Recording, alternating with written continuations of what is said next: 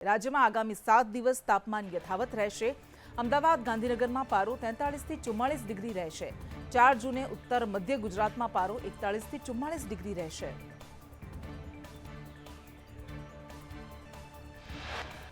હવામાન વિભાગની આગાહી મુજબ કચ્છ, પાટણ, બનાસકાંઠામાં ડસ્ટર સ્ટોર્મની આગાહી। સમગ્ર રાજ્યમાં આંધી સાથે ભારે પવન ફૂંકાશે। રાજ્યમાં હવે કાળઝાળ ગરમીનો રાઉન્ડ ધીરે ધીરે પૂર્ણ થશે। હવામાન નિષ્ણાંત અંબાલાલ પટેલની આગાહી। ગુજરાતમાં પવન અને ગરમીને કારણે બફારાનું પ્રમાણ વધશે। ગુજરાતમાં 15 જૂન આસપાસ ચોમાસું દસ્તક દેશે। દક્ષિણ ગુજરાત અને સૌરાષ્ટ્રમાં 4 થી 6 જૂન સુધી વરસાદ પડશે। પ્રી મોન્સૂન એક્ટિવિટીના ભાગરૂપે વરસાદ વરસશે। 4 જૂનથી સમગ્ર રાજ્યમાં આંધી વંટોળનું પ્રમાણ વધશે। સુરત, વલસાડ, નવસારી, તાપી, આહવા, ડાંગમાં સારો વરસાદ પડશે। ચોમાસાની શરૂઆતમાં જ રાજ્યમાં મેઘરાજા મહેરબાન થશે। અમદાવાદ અને ગાંધીનગરમાં 18 થી 20 જૂન વચ્ચે વરસાદની આગાહી। જુલાઈ અને ઓગસ્ટમાં ભારે વરસાદની અંબાલાલ પટેલે કરી આગાહી। ચક્રવાત રેમલની અસરથી કોલકાતામાં થયેલ ભારે વરસાદથી શહેરના અનેક વિસ્તારો જળબંબાકાર। કોલકાતા શહેરમાં ચોમાસા પહેલા જ વરસાદી વાતાવરણ। કેરળમાં વરસાદના ઓરેન્જ એલર્ટ વચ્ચે પડેલા ધોધમાર વરસાદથી અનેક શહેરો પાણી પાણી। તિરુવનંતપુરમ શહેરના સ્કૂલ્સ અને હોસ્પિટલ્સ તેમજ રસ્તાઓ જળબંબાકાર। દક્ષિણ ભારતમાં ચોમાસાની શરૂઆત, પરંતુ ઉત્તર અને મધ્ય ભારતના 7 રાજ્યોમાં હીટવેવનું એલર્ટ। પંજાબ, હરિયાણા, દિલ્હી, રાજસ્થાન, બિહાર, ઝારખંડ અને ઓડિશામાં ગરમીનું એલર્ટ અપાયું।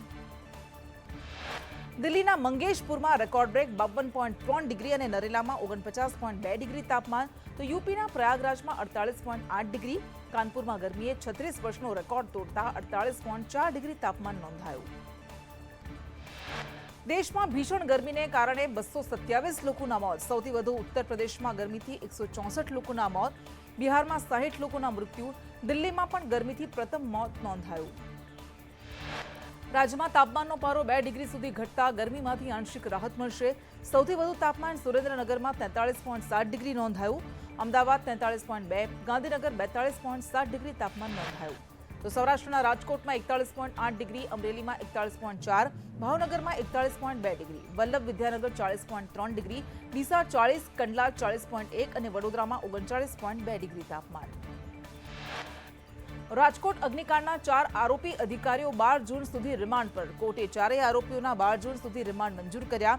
જે મુદ્દે વકીલે કહ્યું કે 4 આરોપી અધિકારીઓએ દસ્તાવેજો રજૂ કર્યા। અધિકારીઓની વિશેષ પૂછપરછ માટે રિમાન્ડ અપાયા। 4 અધિકારીઓમાં ટીપીઓ મનોજ સાગઠિયા, એટીપીઓ રોહિત વિગોરા, ગૌતમ જોશી અને ફાયરમેન મુકેશ મકવાણાના 12 જૂન સુધી રિમાન્ડ મંજૂર। રાજકોટના ટીપીઓ તરીકે સસ્પેન્ડેડ એમબી સાગઠિયાનું એક ચક્રી શાસન। સાગઠિયાએ 10 વર્ષથી એક જ હોદ્દો ભોગવ્યો। 6 મ્યુનિસિપલ કમિશનર બદલાયા, પણ સાગઠિયાની બદલી ન થઈ। રાજકોટ અગ્નિકાંડ મુદ્દે મેયર નૈના પેઢડિયાનું નિવેદન। હાલમાં તપાસ ચાલી રહી છે। તપાસ બાદ સત્ય સામે આવશે। કોઈ પણ આરોપી હશે તેને છોડવામાં નહીં આવે। રાજકોટ મ્યુનિસિપલ કમિશનર ડીપી દેસાઈએ જણાવ્યું કે નિયમ મુજબ નથી તે ગેમ ઝોન સીલ કરાયા। આરએમસી વિસ્તારમાં નિયમોનું પાલન કરવા કવાયત। હોસ્પિટલ, ટ્યુશન, થિયેટર અને મોલમાં ચકાસણી। જો પાત્રતા હશે તો મંજૂરી અપાશે। મ્યુનિસિપલ કમિશનર ડીપી દેસાઈએ કહ્યું કે બીયુ મંજૂરી મેળવવામાં આવી કે કેમ તેની તપાસ કરાઈ રહી છે। 2 દિવસમાં 200 એકમોની તપાસ કરીને 40 જેટલા એકમો સીલ કર્યા। સીલિંગ થયેલા એકમમાં નિયમ મુજબ ચકાસણી થશે। અગ્નિકાંડ બાદ સુરત ગ્રામ્યમાં તંત્રએ કાર્યવાહી કરી। સુડા દ્વારા સાયડમાં બાંધકામ પરમિશન, ફાયર એનઓસી વગર ચાલતી જીવનદીપ વિદ્યાલય સીલ કરાઈ। કિમ 4 રસ્તા પાસે ગેસ્ટ હાઉસ અને હોસ્પિટલ પણ સીલ કરાયા। સુરતમાં વધુ એક કોર્પોરેટરે નિયમોની એસી તેસી કરી। ભાજપના કોર્પોરેટર દિનેશ પુરોહિતની ડોમેટ્રી સીલ કરવામાં આવી। ફાયર એનઓસી ન હોવાથી 116 બેડની ડોમેટ્રી ચાલતી હતી, જેમાં તપાસ બાદ સીલ કરાઈ। અંડરગ્રાઉન્ડમાં ડોમેટ્રીની પરવાનગી કોણે આપી તેવા સવાલ। સુરત આવતા યાત્રીઓ ડોમેટ્રીનો ઉપયોગ કરે છે અને આ ડોમેટ્રીથી દર મહિને લાખો રૂપિયાની કોર્પોરેટર કમાણી કરે છે। સુરતમાં ખુદ મનપાના શાસક પક્ષના દંડક ધર્મેશ વાણિયાવાલાનું જ ફૂડ કોર્ટ સીલ કરાયું। ગેલેક્સી સર્કલ પાસે ફૂડ કોર્ટમાં નિયમોની એસી તેસી। ફાયર એનઓસી નહીં હોવા છતાં ધમધમતું હતું આ ફૂડ કોર્ટ। રાજકોટ અગ્નિકાંડ બાદ વીર નર્મદ દક્ષિણ ગુજરાત યુનિવર્સિટીના કુલપતિનો આદેશ। સંલગ્ન તમામ કોલેજને તાત્કાલિક ફાયર એનઓસી લેવા આદેશ કર્યો। ફાયર એનઓસી ન હોય તો પ્રવેશ પ્રક્રિયા અટકાવવાનો કુલપતિએ નિર્ણય કર્યો। તો નવી કોલેજ શરૂ કરતા પહેલા ફાયરની કામગીરી પૂર્ણ કરવા કુલપતિએ સૂચના આપી. યુનિવર્સિટીની ટેકનિકલ ટીમ પણ કોલેજમાં ફાયર એનઓસી અંગે તપાસ કરશે. અગ્નિકાંડ બાદ પણ સૌરાષ્ટ્ર યુનિવર્સિટીની ગંભીર બેદરકારી સામે આવી. સૌરાષ્ટ્ર યુનિવર્સિટી પાસે જ નથી ફાયર એનઓસી. યુનિવર્સિટીની મુખ્ય બિલ્ડિંગ હોસ્ટેલમાં ફાયર એનઓસી નહીં, સ્પોર્ટ્સ કોમ્પ્લેક્સમાં ફાયર એનઓસી ન હોવાનો ખુલાસો. ભુજમાં આવેલ બહુમાળી ભવનમાં સંદેશ ન્યૂઝનું રિયાલિટી ચેક. સરકારી કચેરીમાં ફાયર સેફટી સાધનો ધૂળ ખાઈ રહ્યા છે. લાખો રૂપિયાના ખર્ચે લગાવેલા સાધનો શોભાના ગાંઠિયા સમાન જોવા મળ્યા. અગ્નિકાંડ બાદ ભાવનગર તંત્ર સફાળું જાગ્યું. ભાવનગરમાં ફાયર એનઓસી વગરની મિલકતો સીલ. સતત 5 દિવસથી સીલ મારવાની કામગીરી શરૂ. દિવાનપરા રોડ પર કોમ્પ્લેક્સમાં 9 દુકાનો અને 2 શોરૂમ સીલ કરાયા. રાજકોટ અગ્નિકાંડ બાદ દ્વારકાના ભાણવડમાં મામલતદાર પોલીસ ચીફ ઓફિસરે ચેકિંગ શરૂ કર્યું. માત્ર ફટાકડાના લાયસન્સ ધારકો પાસે જ ચેકિંગ કરાયું. અન્ય જગ્યાઓ પર ફાયર એનઓસીને લઈને કોઈ તપાસ ન કરાઈ. ફક્ત દ્વારકા તંત્ર જાગ્યું હોવાનો માત્ર દેખાડો જ કરાયો. ખંભાતમાં વાયરમેનને ફાયર અધિકારી બનાવી દેવાયો. ખંભાત નગરપાલિકા ફાયર સેફટીને લઈને તપાસનું નાટક કરી રહી છે. હંગામી કર્મી વાયરમેનને ફાયર અધિકારીનો ચાર્જ સોંપાયો. ડિગ્રી વગરના અધિકારીએ તપાસ કરતા લોકોમાં આશ્ચર્ય ફેલાયું. એસઓયુના ચિલ્ડ્રન ન્યુટ્રિશન પાર્કમાં પ્રવાસીઓ અટવાયા. રાજકોટ અગ્નિકાંડ બાદ ન્યુટ્રિશન પાર્ક 4 દિવસથી બંધ કરાયું. પાર્ક બંધ હોવા છતાં ટિકિટોનું ઓનલાઈન વેચાણ થતા પ્રવાસીઓ મુશ્કેલીમાં મુકાયા. તંત્રની બેદરકારીથી પ્રવાસીઓમાં ભારે નારાજગી. રાજકોટ અગ્નિકાંડને લઈને ભાજપનો નિર્ણય. ભાજપ પ્રદેશ અધ્યક્ષ સી.આર. પાટીલે પરિણામ બાદ વિજય સરઘસ ન કાઢવાની સૂચના આપી. પાટીલ અને રત્નાકરે મહાનગરપાલિકાના હોદ્દેદારો સાથે વિડીયો બેઠક કરી. બેઠક દરમિયાન સી.આર. પાટીલે આપી સૂચના. જૂનાગઢ એનએસયુઆઈના શહેર પ્રમુખનો ગોંડલ ભાજપમાં પૂર્વ ધારાસભ્ય જયરાજસિંહના પુત્રનું જયરાજસિંહ જાડેજાના પુત્ર ગણેશ જાડેજાએ કર્યું અપહરણ. એનએસયુઆઈના પ્રમુખ સંજય સોલંકીને જાનથી મારી નાખવાની આપી ધમકી. જૂનાગઢમાં વાહન વ્યવસ્થિત ચલાવવાનું કહીને જયરાજસિંહના પુત્ર ગણેશ જાડેજાએ દાદાગીરી કરીને અપહરણ કર્યું. એનએસયુઆઈના પ્રમુખ સંજય સોલંકીને ભેસાણ નજીક છોડીને આરોપીઓ ફરાર થયા. ગણેશ સહિત 10 સામે નોંધાઈ ફરિયાદ. સુરતમાં ભાજપના કોર્પોરેટરના પુત્રની દાદાગીરી. ગેરકાયદે બાંધકામ તોડવા ગયેલી પાલિકાની ટીમને ધમકાવી. બમરોલીના કોર્પોરેટર ગીતા રબારીના પુત્ર મયુર રબારીએ જાનથી મારી નાખવાની ધમકી આપી. પાંડેસરા પોલીસ સ્ટેશનમાં મયુર વિરુદ્ધ નોંધાઈ ફરિયાદ. ખેડાના લિંબાસી પોલીસ સ્ટેશનના પીએસઆઈ પર હુમલો કરાયો. અસામાજિક તત્વો કારથી ટક્કર મારીને ફરાર થઈ ગયા. ચેકિંગ કરી રહેલા પીએસઆઈ પર કાર ચઢાવવાનો પ્રયાસ કરાયો. જે મુદ્દે ડીએસપીએ નિવેદન આપતા કહ્યું કે મફા ભરવાડે ગાડી ચઢાવવાનો પ્રયત્ન કર્યો. પીએસઆઈ દેસાઈને ઘૂંટણના ભાગે ઈજા છે. આરોપીઓને પકડવા માટે કાર્યવાહી તેજ કરાઈ છે. ભરૂચના આમદરા ગામે બેંકમાં તસ્કરો ત્રાટક્યા. તિજોરી ન તૂટતા તસ્કરો તિજોરી અને ટ્રેક્ટર ખેતરમાં જ મૂકીને ફરાર થયા. તિજોરીમાં રહેલી ₹19 લાખની રોકડ સલામત. પોલીસે તસ્કરોને પકડવા ચક્રો ગતિમાન કર્યા. ઉમરેઠમાં તસ્કરોનો પોલીસને પડકાર. પાનેતર સોસાયટીમાં મકાનને નિશાન બનાવ્યું. રોકડ અને દાગીના ન મળતા લૂંટારુઓએ સામાન વેરવિખેર કર્યો. ચાંદીની મૂર્તિ લઈને થયા ફરાર.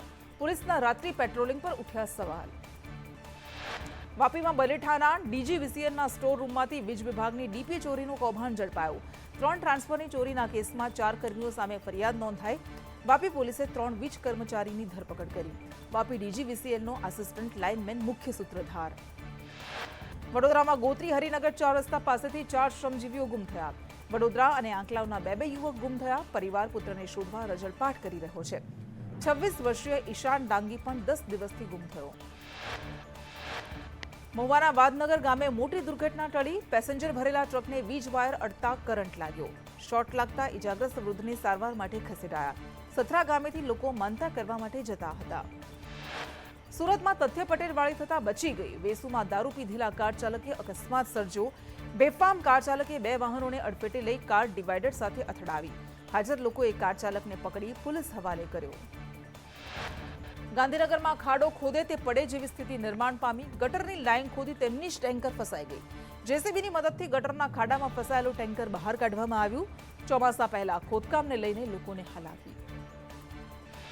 તાલાલાના ગાભા ગામે 15 ફૂટ લાંબા અજગરનું દિલધડક રેસ્ક્યુ કરાયું. 90 ફૂટ ઊંડા કૂવામાં ખાબક્યું હતું અજગર. વન વિભાગે અજગરને સલામત સ્થળે મૂક્યો. તિરુપતિ બાદ ગૃહમંત્રી અમિત શાહ સોમનાથ દાદાના શરણે. અમિત શાહે પત્ની સાથે સોમનાથ મહાદેવના આશીર્વાદ લીધા. 70 દિવસના ચૂંટણી પ્રચાર બાદ અમિત શાહ દાદાને શરણે પહોંચ્યા. ગૃહમંત્રી અમિત શાહે સોમેશ્વર પૂજા અને કળશ પૂજન કર્યું. રાત્રિ રોકાણ પણ સોમનાથ સર્કિટ હાઉસમાં જ કરશે. આવતીકાલે અમિત શાહનો અમદાવાદમાં પ્રવાસ. ભાવનગરમાં સર્વોત્તમ ડેરીએ દૂધની ખરીદીમાં ભાવ વધારો. સર્વોત્તમ ડેરીએ કિલો ફેટે 20 રૂપિયાનો વધારો કર્યો. અગાઉ કિલો ફેટ 810નો ભાવ મળતો હતો, હવે પશુપાલકોને 830 મળશે. નવો ભાવ વધારો 1 જૂનથી અમલમાં. મહીસાગરમાં પોલીસે રેડ પાડીને અંડરગ્રાઉન્ડ ટાંકીમાંથી 300 લીટર ડીઝલનો જથ્થો સીઝ કર્યો. ચિરાગ બોરવેલના ગોડાઉનમાં પોલીસ તપાસ શરૂ. શંકાસ્પદ ડીઝલના જથ્થાને એફએસએલમાં મોકલાયો. નવસારીમાં અનાજના જથ્થામાં ઘટ આવતી હોવાની ફરિયાદ. એફસીઆઈના હંગામી ગોડાઉનમાંથી જથ્થામાં ઘટની ફરિયાદને આધારે પુરવઠા અધિકારીએ તપાસ હાથ ધરી. 10 કિલોની ઘટ આવતી હોવાનો દાવો છે. પંચમહાલ જિલ્લા પુરવઠા વિભાગે 18 સસ્તા અનાજ દુકાનધારકોનો પરવાનો રદ કર્યો. ગોધરા, મોરવા, હડપ, ઘોગંબામાં 7 સરકારી દુકાનોના પરવાના 90 દિવસ માટે સસ્પેન્ડ કરાયા. ગેરરીતિ આચરતા સંચાલકોને 37 લાખનો દંડ ફટકારાયો. સુરતમાં લાલગેટ પોલીસ અચાનક આવી એક્શનમાં. પોલીસ ચોકીની બાજુમાં ગેસ રિફિલિંગનો પર્દાફાશ. વૈભવ લક્ષ્મી બેકરી અને પ્રોવિઝન સ્ટોરમાં ચાલતો હતો ખેલ. પોલીસે 4 સ્થળે રેડ પાડી 88 ગેસ સિલિન્ડર કબજે કર્યા અને 4 આરોપીની કરી ધરપકડ. અમદાવાદમાં આગામી સપ્તાહે દોડશે એસી બસ. શહેરમાં એસી બસ દોડાવવા એએમટીએસનો નિર્ણય. વિશ્વ પર્યાવરણના દિવસે અપાશે લીલી ઝંડી. પ્રથમ તબક્કામાં 15 જેટલી બસ શરૂ કરાશે. વધુ પેસેન્જર મળતા હશે તે રૂટ પર વધુ બસ દોડાવાશે. વડોદરામાં ફરી એકવાર સ્માર્ટ મીટરમાં અધધબી લાવ્યું. જેતલપુરમાં ડ્રાઈવરને 13 લાખનું બિલ આવતા પરિવાર ચિંતિત. ઇબ્રાહીમ પઠાણના ઘરમાં માત્ર 2 પંખા અને 2 લાઇટ. ગ્રાહકે એમજીવીસીએલને રજૂઆત કરતા ભૂલ સુધારી.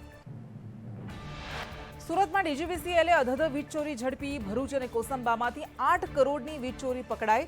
વિજિલન્સે 36,486 વીજ મીટરની કરી ચકાસણી. ઓયો હોટલમાંથી ₹1 કરોડની વીજ ચોરી પકડાઈ.